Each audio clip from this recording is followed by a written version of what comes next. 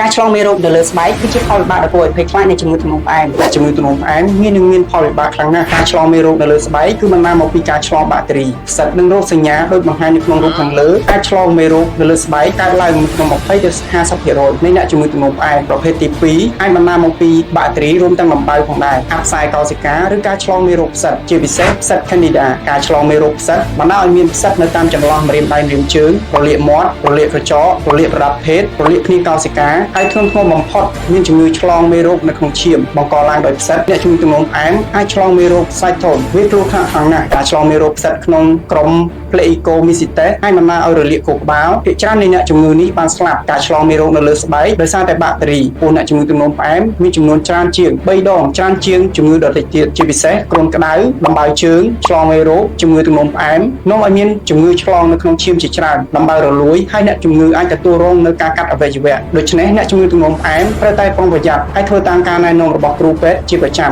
សូមបញ្ចេញមតិប្រសិនបើមានចម្ងល់ចំពោះបញ្ហាខាងលើសូម follow ដើម្បីទទួលតាមដានព័ត៌មានបន្ថែមទាក់ទងនឹងចំណេះដឹងខាងលើ